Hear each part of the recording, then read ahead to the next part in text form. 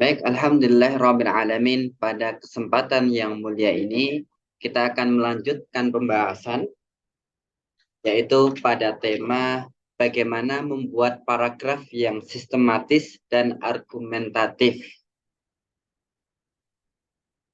Alhamdulillah kemarin atau minggu lalu kita sudah membahas bersama terkait dengan membuat paragraf yang baik dan benar, di mana pada pembahasan tersebut kita mengenal bahwa paragraf itu harus memiliki ide gagasan. Jadi ide gagasan itu ya akan mewakili dari paragraf yang kita buat. Artinya paragraf yang kita buat ini harus memiliki ide dan gagasan. Di mana ide dan gagasan itu di dalam paragraf itu akan terwakili oleh dua hal, yaitu topik sentence atau kalimat topik yang berisi kalimat umum dan kalimat pengontrol atau pengikat sehingga tidak melebar kemana-mana, dan ada spotting sentence atau kalimat pendukung yang akan mengurai, yang akan menjelaskan kontrol dari kalimat umum yang ada di topik sentence. Nah, ini sangat menarik sekali untuk kita pahami bersama agar paragraf yang kita buat ini memiliki ide dan gagasan. Karena paragraf yang baik ini melambangkan ide dan gagasan siapa yang membuat paragraf tersebut. Kemudian minggu yang lalu pula kita sudah membahas bahwa paragraf ini seringkali yang sering dipakai oleh para penulis adalah paragraf deskriptif yang sifatnya menjelaskan, itu menjelaskan sesuatu sebagaimana yang kita inginkan, mendeskripsikan sesuatu. Kemudian yang kedua ada paragraf klasifikatif atau mengklasifikasikan, yaitu paragraf yang berfungsi sebagai membagi, mengklasifikasikan, dan lain sebagainya. Dan yang ketiga ada paragraf komparatif atau membandingkan antara satu dengan yang lainnya. Dan ini minggu lalu sudah kami bahas, bisa dilihat di YouTube IBM TV, Ibnu Mas'ud Purbalingga, insya Allah akan mendapatkan banyak manfaat di dalamnya. Termasuk sebenarnya di dalamnya ada tugas, yaitu di akhir sesi workshop tersebut, materi yang pertama ini ada tugas untuk membuat paragraf yang bersifat deskriptif, paragraf klasifikatif, dan paragraf komparatif, yang sebenarnya kami juga masih menanti bagi peserta workshop kepenulisan ilmiah untuk mengerjakan tugas tersebut agar nantinya dapat kami kirim sertifikat keikutsertaan dalam kepenulisan ilmiah ini. Kemudian materi yang kedua, ini pun nanti insya Allah akan ada tugas di akhir yang kami harapkan bagi peserta workshop ini bisa mengerjakannya, dan nanti di akhir pula setelah pengumpulan seluruh tugas dan acara ini bisa untuk kita berikan sertifikatnya. Kaum muslimin yang dirahmati Allah Subhanahu wa taala, baik pada kesempatan yang mulia ini kita akan membahas bagaimana membuat paragraf yang sistematis dan argumentatif.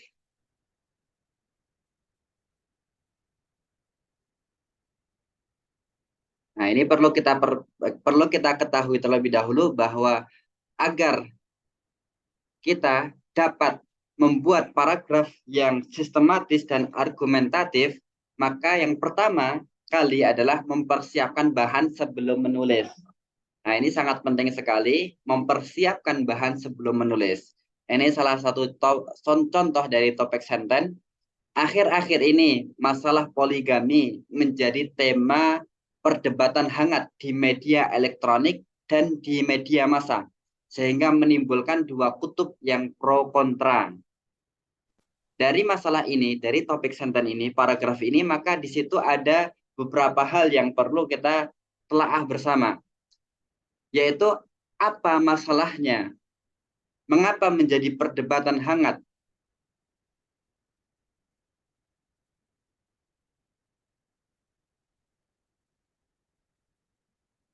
mengapa menjadi perdebatan hangat, dan apa pendapat dua kutub yang pro dan kontra itu. Nah, ini artinya kan ketika kita membaca satu ataupun topik senten, paragraf seperti ini akan terbayang di benak kita pertanyaan-pertanyaan tersebut.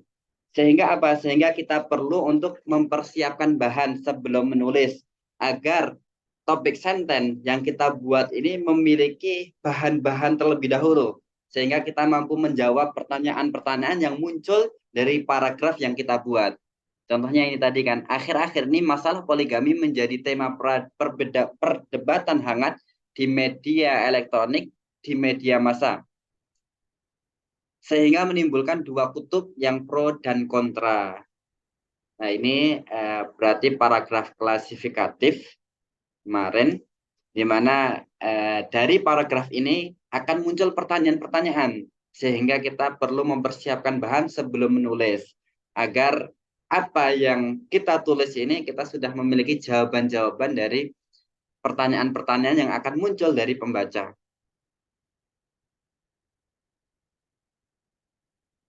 Kemudian di sini juga ada contoh lagi, misalnya di Eropa naik sepeda lebih disukai daripada naik mobil.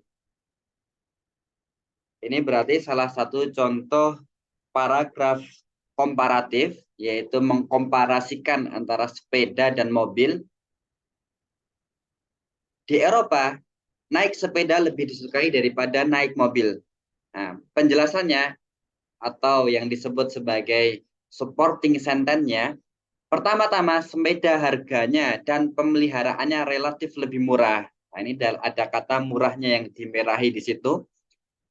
Mobil harganya ratusan ribu euro dan pemeliharaannya per tahun bisa mencapai puluhan ribu. Sedangkan harga sepeda hanya ratusan euro atau lebih dengan pemeliharaan yang lebih murah. Bersepeda juga lebih sehat. Bagi pengendara sepeda bukan hanya dapat berolahraga lebih banyak dibanding sopir, tetapi bersepeda juga tidak mengakibatkan polusi. Otomatis seseorang yang berkaki dan jantung kuat itulah sebenarnya yang membantu lingkungan yang bersih. Akhirnya berbeda dari pengendara mobil, bersepeda itu secara pribadi lebih memuaskan ketimbang menjadi robot di dalam sebuah mesin mengayungkan pedal sepeda sambil menikmati panorama menjadikannya bagian dari alam. Nah, ini ada kemudian ada kesimpulan sementara di situ. Ada kesimpulan yaitu singkatnya sepeda adalah sarana transportasi yang menyenangkan. Nah, ini dari hal ini kita belajar adanya topik sentence, adanya supporting sentence dan adanya kesimpulan untuk menyimpulkan apa yang telah disampaikan.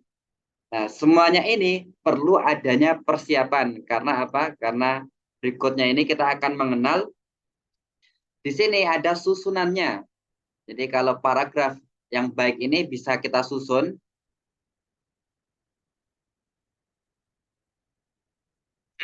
Artinya di situ ada topik sentence-nya, ada paragraf. Ini sering tertutup ya, mohon maaf.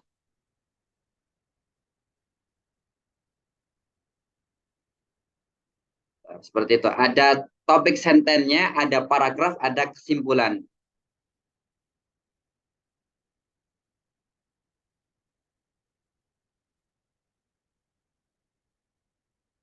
Baik, topik sentence-nya tadi, di Eropa naik sepeda lebih disukai daripada naik mobil. Paragrafnya A, relatif lebih murah. Sebagaimana tadi yang dilingkari, relatif lebih murah harganya dan perawatannya. B, lebih sehat, lebih banyak olahraga, tidak ada polusi. Kemudian C, lebih memuaskan,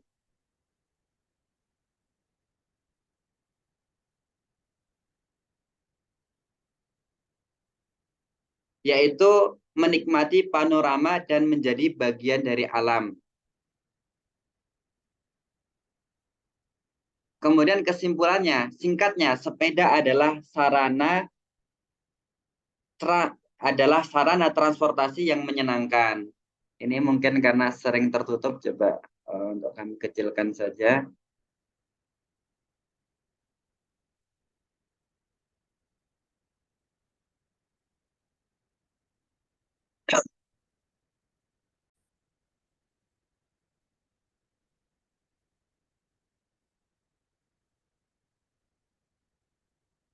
Baik, mungkin sudah terlihat. Nah, seperti ini lebih enak dampaknya karena lebih terlihat semuanya.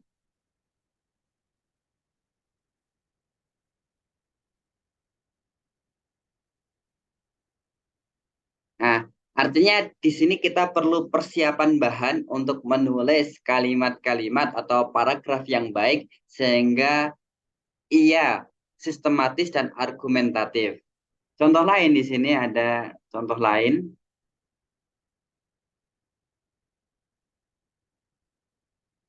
Nah, di sini, jika diteliti lebih jauh, menulis opini jauh lebih mudah daripada menulis karya ilmiah.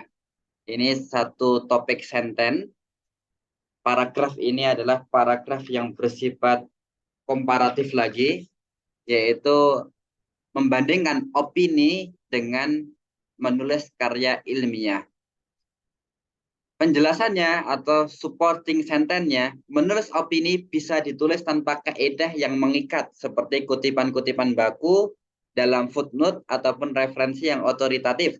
Sedangkan karya ilmiah tidak bisa ditulis tanpa merujuk pada sumber otoritatif.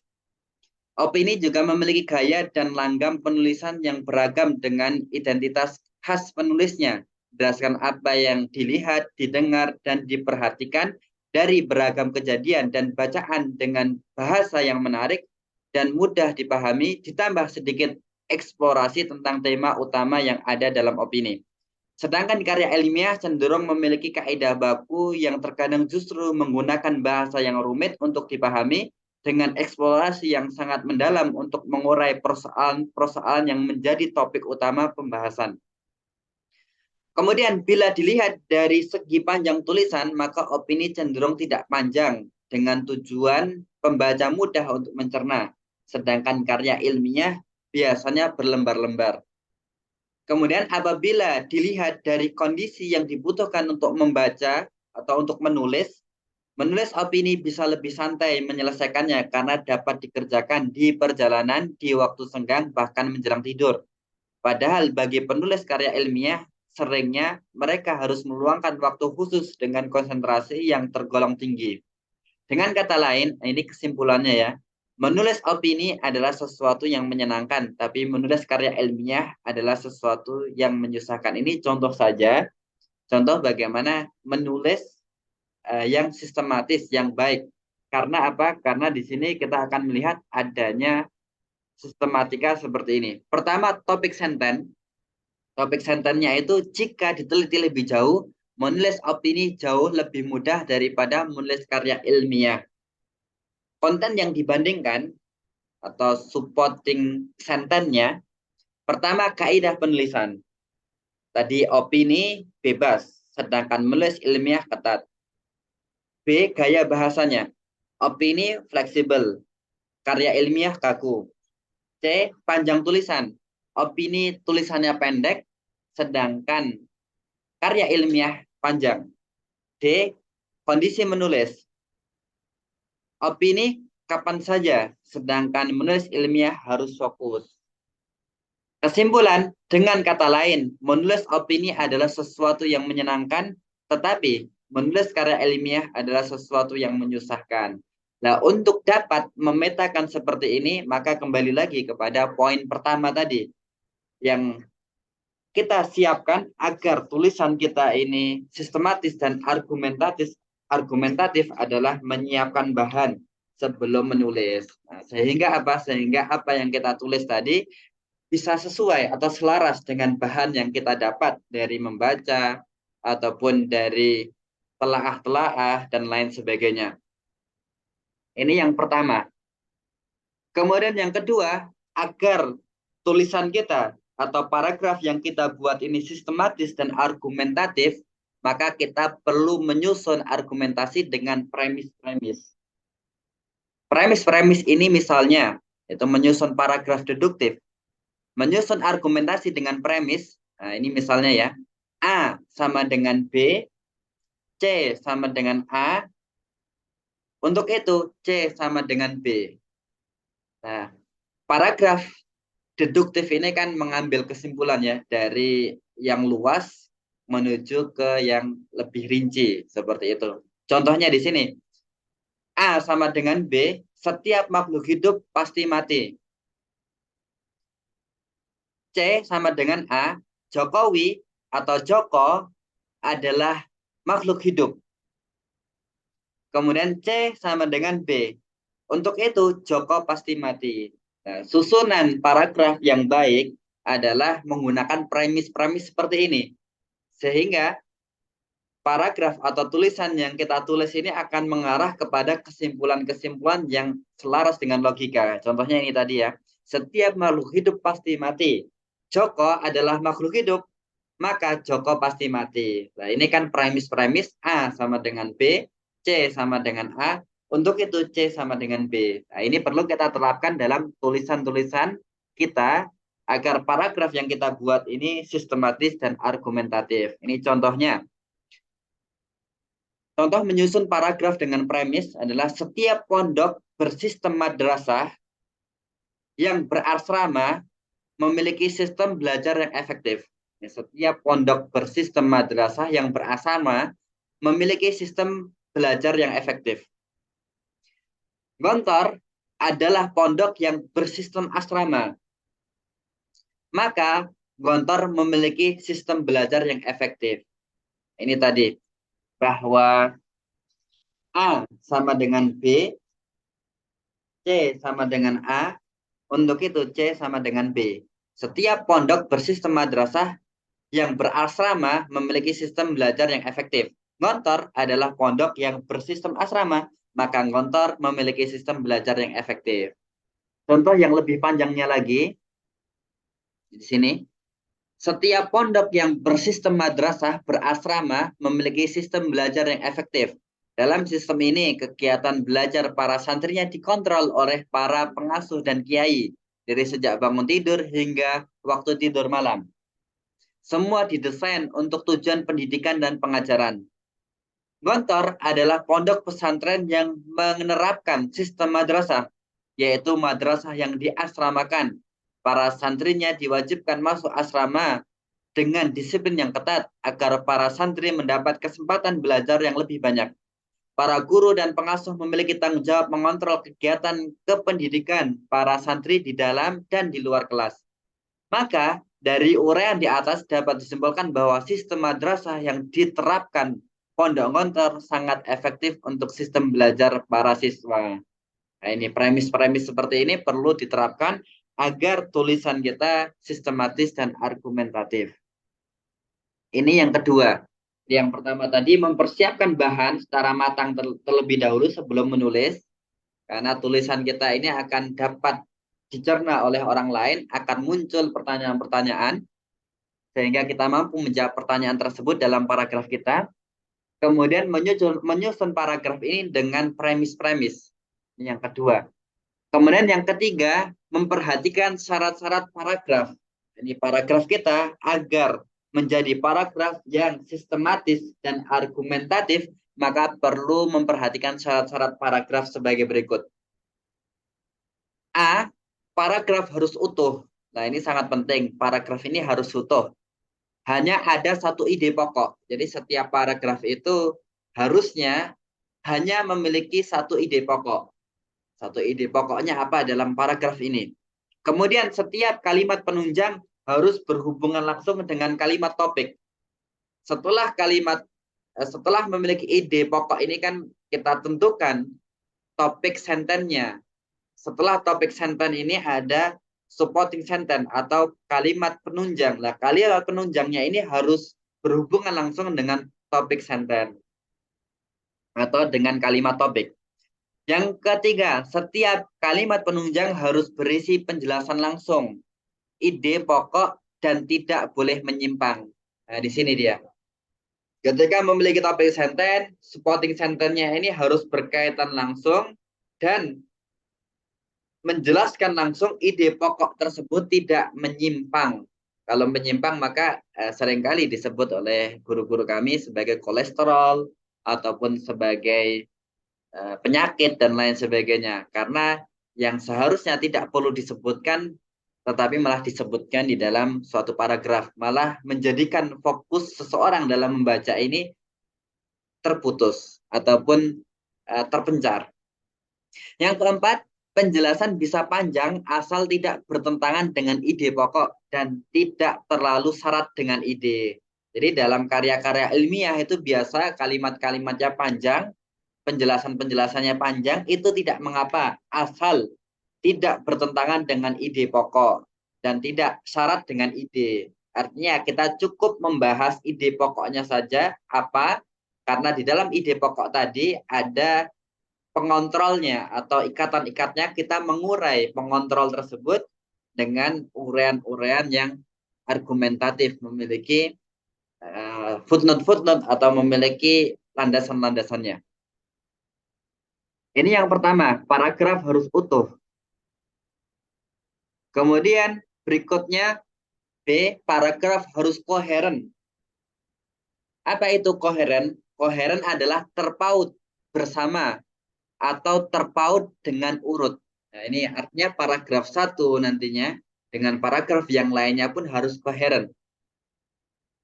Poin pertama, kalimat pendukung harus berkaitan secara logis dan lancar. Nah, ini namanya kalimat pendukung atau supporting sentence ini harus berkaitan secara logis dan lancar.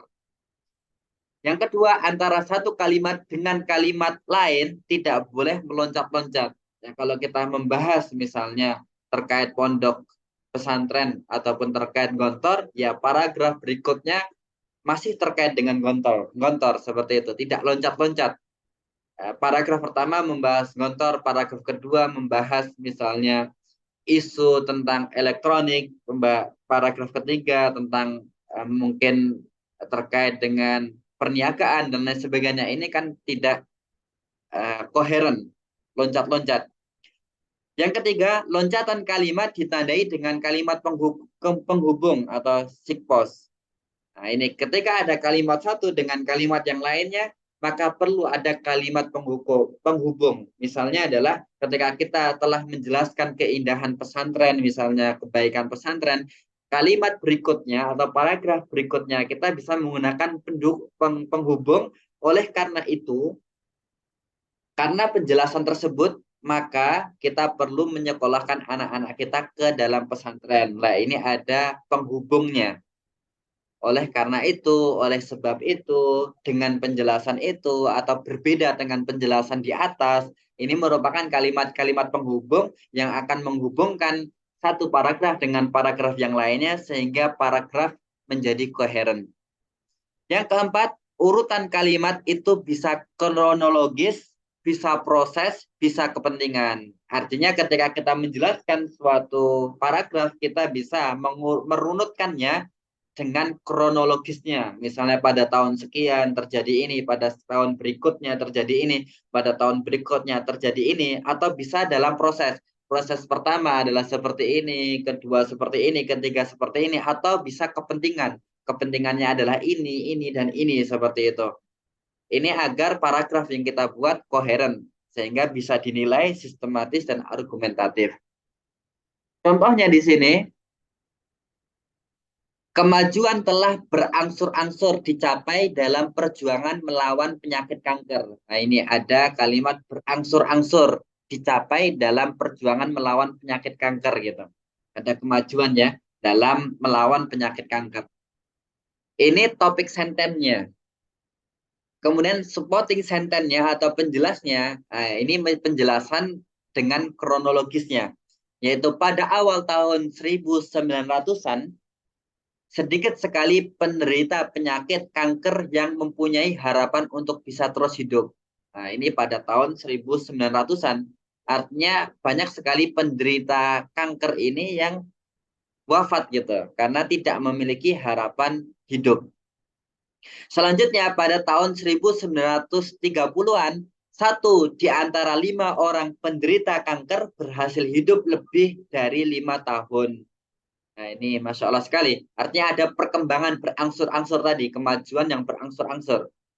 Pada tahun 1930-an, satu di antara 5, jadi 1:5, penderita kanker berhasil hidup lebih lama, berhasil hidup lebih dari 5 tahun. pada tahun 1950-an, rasio yang dapat bertahan hidup menjadi 1:4. Jadi 1:4. Kemudian dewasa ini, rasio itu dapat ditekan lagi menjadi 1:3.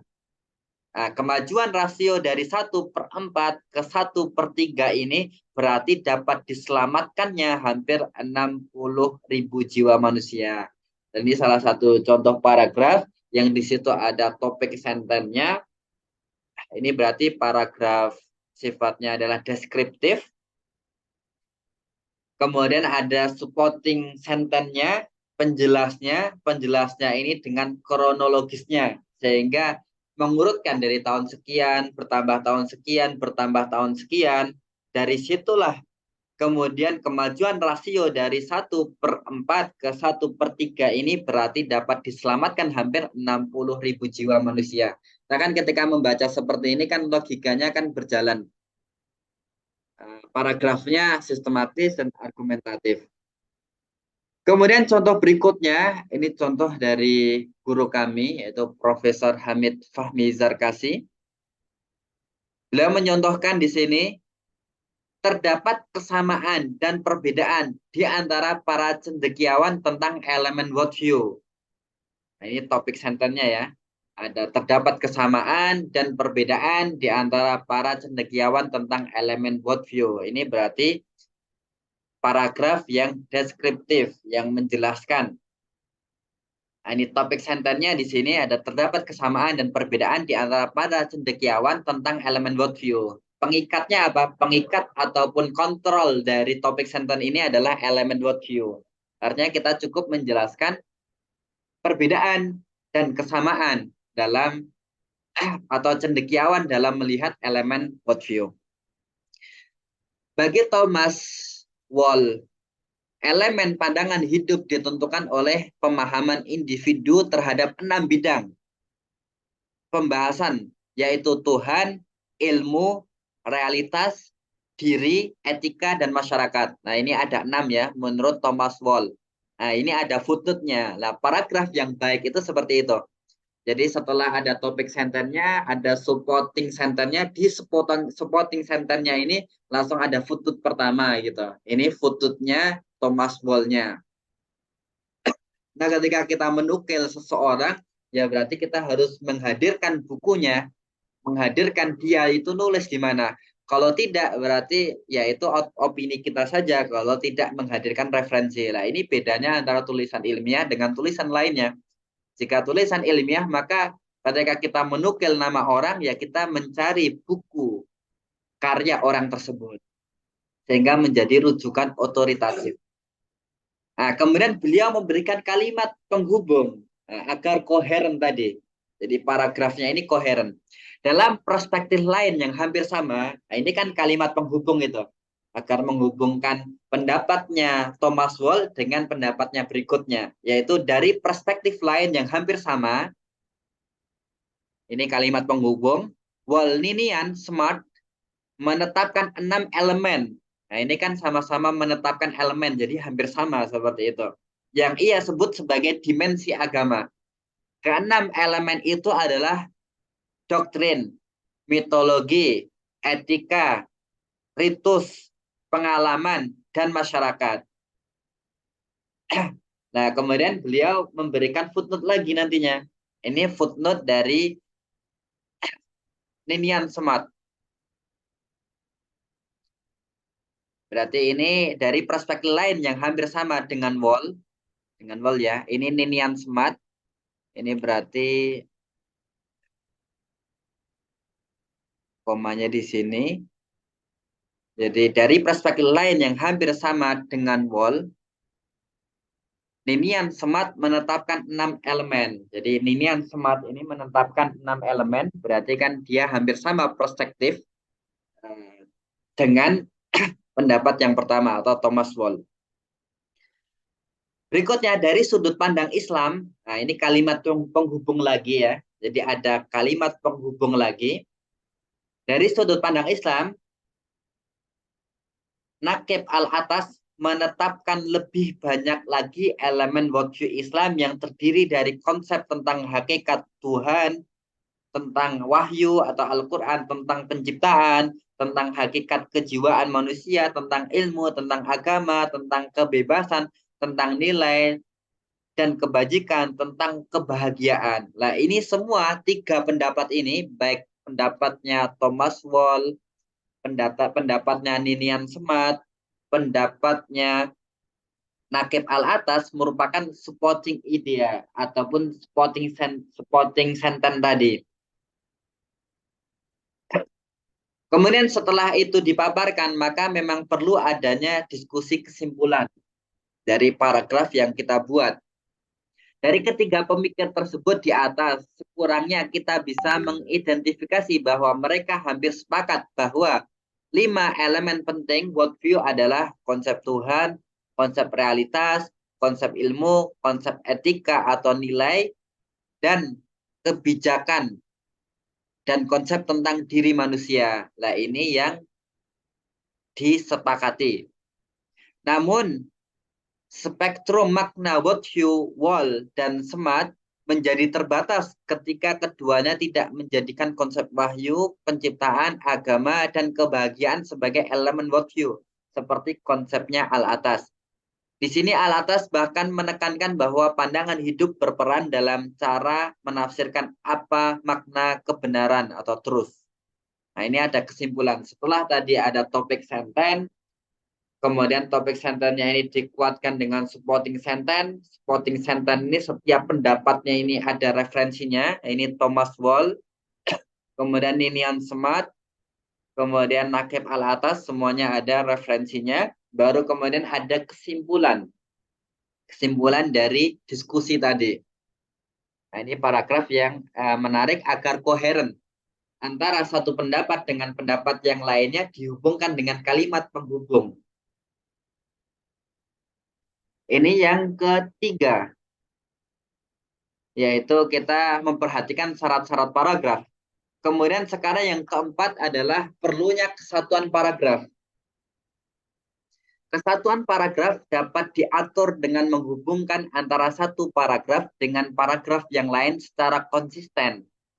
Jika tulisan diibaratkan sebagai proses perjalanan ide, maka paling efektif untuk itu atau mengontrol arah perjalanan itu adalah dengan mengajukan beberapa pertanyaan. Ini ya, jadi paragraf satu dengan paragraf yang lainnya itu harus menjadi satu kesatuan. Agar mudah mengontrolnya, maka bisa kita ajukan pertanyaan. Contohnya adalah, akan kemana Anda? Nah, ini pendahuluan. Contohnya adalah, sekarang kita akan membahas ini. Di mana Anda sekarang? Atau body paragrafnya. Contohnya, apa yang sedang kita bicarakan adalah, seperti itu. Kemudian apa yang akan Anda lakukan sekarang? Contohnya, sejauh ini kita sudah membahas, atau sekarang, sejauh ini kita sudah membahas dan sekarang, seperti itu. Kemudian apa tujuan Anda selanjutnya? Adalah selanjutnya kita akan membahas ini. Kapan Anda sampai ke tujuan? Atau conclusion, yaitu contohnya dari diskusi di atas dapat kita simpulkan. Nah, ini artinya agar perjalanan paragraf kita ini runut, ya kita membahas akan kemana ataupun tujuannya apa, kemudian kita mulai dari mana, kemudian sekarang kita melakukan apa, berikutnya melakukan apa, kemudian setelah itu kita simpulkan dari perjalanan tadi seperti apa. Nah, ini akan runut seperti itu, adanya perlu atau perlunya kesatuan paragraf. Contoh mudahnya adalah seperti di gambar ini. Gambar berikutnya ini ada kesatuan paragraf. Pertama ada tesis statement. Dari tesis statementnya ini memunculkan 4 ide pengontrol misalnya, atau 4 ide pengikat. A, B, dan C. Kemudian dalam paragraf isi, kita membuat kalimat topik atau topik sentence yang mencakup A. Kemudian ada kalimat pendukungnya untuk mendukung A ini. Misalnya 1, 2, 3, 4. Kemudian pada paragraf berikutnya kita akan membahas ide pengontrol berikutnya yaitu B dan C. Kalimat pendukungnya adalah ini. Kemudian pada paragraf berikutnya kita membahas topik sentence lagi untuk ide pengontrol D. Kalimat pendukungnya adalah ini. Untuk itu kesimpulannya mencakup A, B, C, dan D lagi gitu. Nah ini masalah sekali, memang seperti itu dalam dalam kajian-kajian ilmiah pasti juga seperti ini. Nanti mulai dari abstraknya seperti ini, dari abstrak itu diturunkan, dari mulai pendahuluannya sudah membahas apa yang hendak dibahas, kemudian metode, hasil, dan pembahasannya mencakup semua yang ada di abstrak tadi. Kemudian ada kesimpulan pun merefleksikan dari abstrak yang telah disebutkan. Karena di abstrak ini juga sudah ada temuan-temuannya atau kesimpulan-kesimpulannya. Ini perlu kesatuan paragraf. Ini yang keempat. Nah, barulah kemudian kita membahas kesimpulan tadi yang ada A, B, C, dan D. Bahwa di dalam kesimpulan ini, kesimpulan disusun dengan merujuk kepada semua yang telah dibahas dalam isi, tapi tidak mengulang-ulang. Artinya memang cukup apa yang kita dapat dari isi tadi bisa kita ambil kesimpulannya. Kemudian mulailah kesimpulan Anda dengan pertanyaan yang semakin spesifik yang berkaitan dengan paragraf akhir dalam isi, lalu kembangkan menjadi kalimat akhir. Kemudian kesimpulan bisa berupa ringkasan yang tidak persis sama dengan isi yang dibarengi dengan saran-saran, prediksi, atau solusi suatu problem dalam isi. Berikutnya kesimpulan berkait secara integral dengan tesis statement. Nah ini yang tadi ya, jadi kesimpulan ya sangat integral atau sangat berkaitan dengan tesis statement yang kita buat. Terakhir adalah, ataupun poin akhirnya, kesimpulan harus bisa menunjukkan bahwa tesis Anda benar-benar valid. Nah ini kesimpulan yang kita buat harus seperti itu. Berarti ada 4 poin agar kita mampu menulis paragraf secara argumentatif dan sistematis. Yang pertama tadi adalah mempersiapkan bahan sebelum menulis dengan matang, karena setiap apa yang kita tulis ini akan menimbulkan pertanyaan-pertanyaan yang perlu kita jawab. Kemudian yang kedua, menyusun argumentasi dengan premis-premis. Tadi yang setiap makhluk hidup pasti mati, ini contohnya tadi. Joko adalah makhluk hidup, maka Joko pasti mati. Nah, ini ada premis-premisnya, sehingga tulisan kita dari awal hingga akhir ini sesuai dengan logika yang lurus. Kemudian yang ketiga tadi adalah memperhatikan syarat-syarat paragraf, yaitu paragraf harus utuh, paragraf harus koheren, sehingga enak untuk dibaca dan runut. Kemudian yang keempat tadi perlu adanya kesatuan paragraf antara paragraf satu dengan paragraf yang lainnya. Ini perlu ada kesatuan.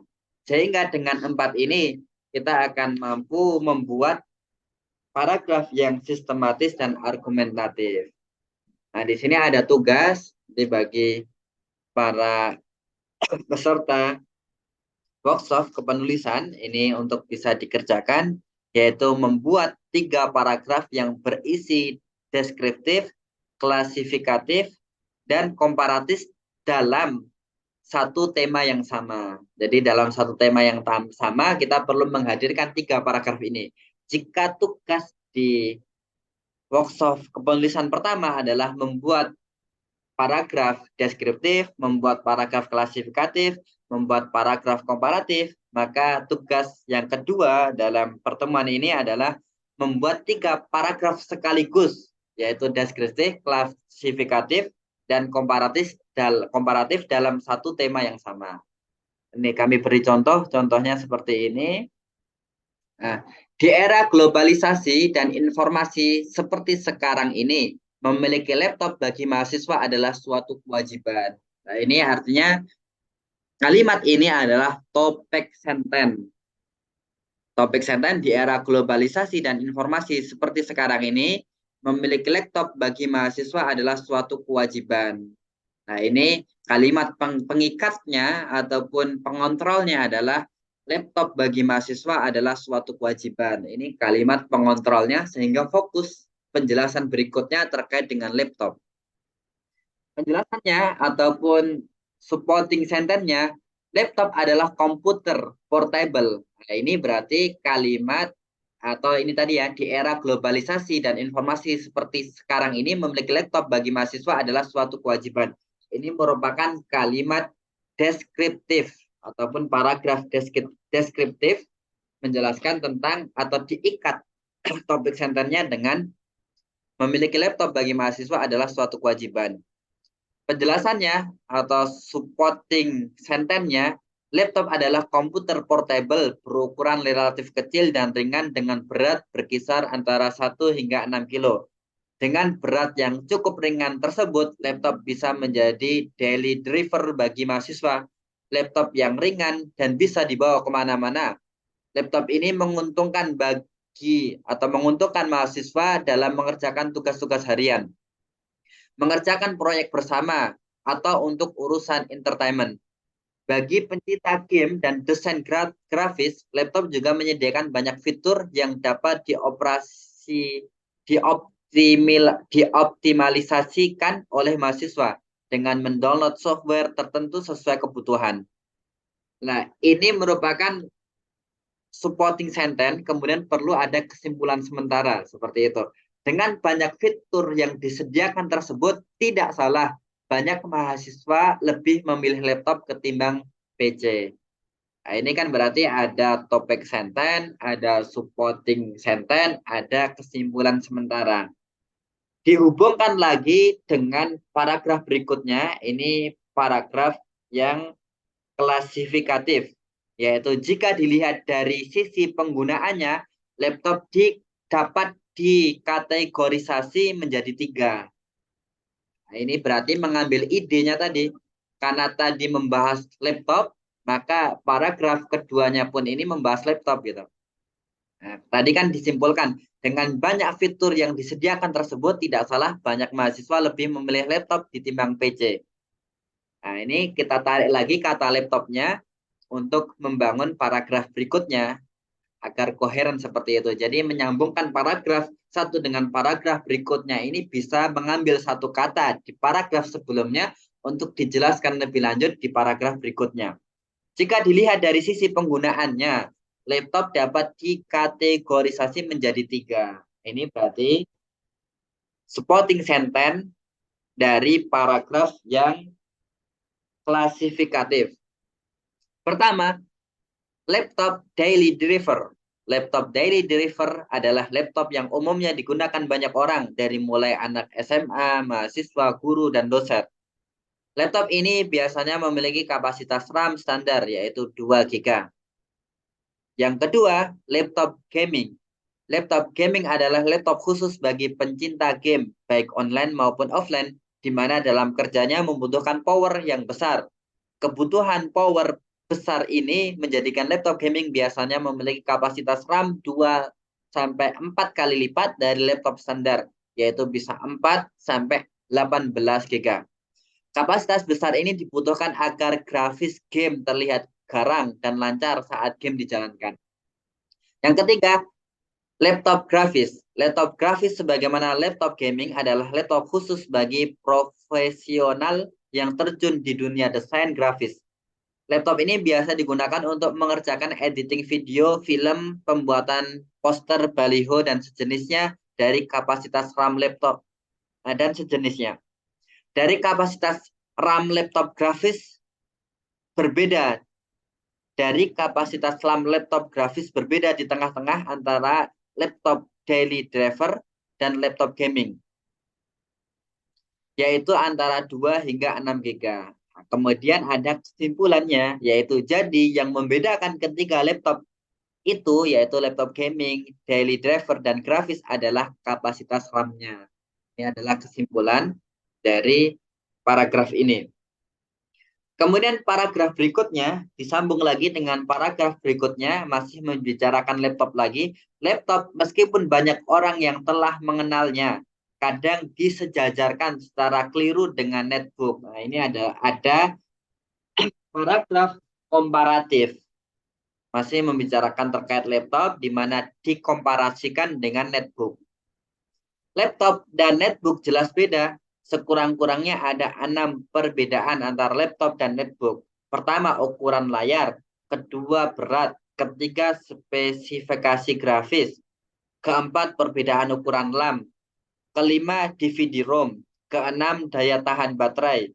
Dari 6 ciri laptop dan netbook yang telah dijelaskan di atas, jelas terlihat laptop dan netbook adalah dua jenis barang yang berbeda. Ini ada kesimpulannya lagi. Jadi paragraf yang baik, kami ulangi lagi, adanya topik sentence. Topik sentence ini merupakan kalimat umum yang kemudian diikat atau yang dikontrol, sehingga kontrol ini nanti akan dijabarkan oleh supporting sentence. Dari supporting sentence ini kemudian ada kesimpulan. Dari kesimpulan itu kemudian muncul paragraf berikutnya lagi yang menjelaskan dalam satu tema atau dalam satu gagasan. Seperti itu terus hingga nanti di akhir. Sehingga paragraf ini memiliki kesinambungan antara satu dengan yang lainnya. Itu tadi salah satu contoh dari tugas yang menjadi tugas pada pertemuan kedua ini, yaitu membuat paragraf yang berisi deskriptif, klasifikatif, dan komparatif dalam satu tema yang sama. Kemudian nanti setelah itu bisa dikirim kepada email kami, dulu yang pernah kami ketik, amirsyahidin.history@gmail.com, atau kepada nomor WA kami 0812 3132 3034, atau email kami yang lain ada amirsyahidin 42003 @mhs.unida.gontor.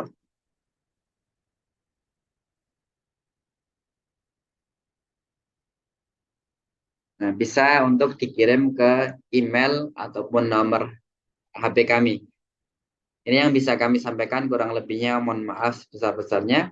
Barangkali ada pertanyaan kami persilakan.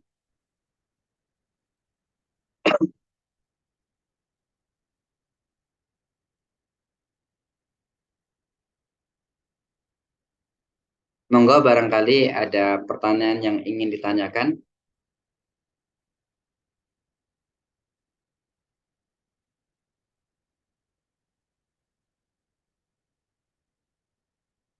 Jika tidak, akan kami akhiri pertemuan ini. Semoga menjadi manfaat bagi kita semua dan insya Allah akan kami upload di YouTube. Dan semoga bisa menjadi murojaah bagi kita semua. Amin ya rabbal alamin. Demikian yang bisa kami sampaikan, kurang lebihnya mohon maaf sebesar-besarnya. Wassalamualaikum warahmatullahi wabarakatuh.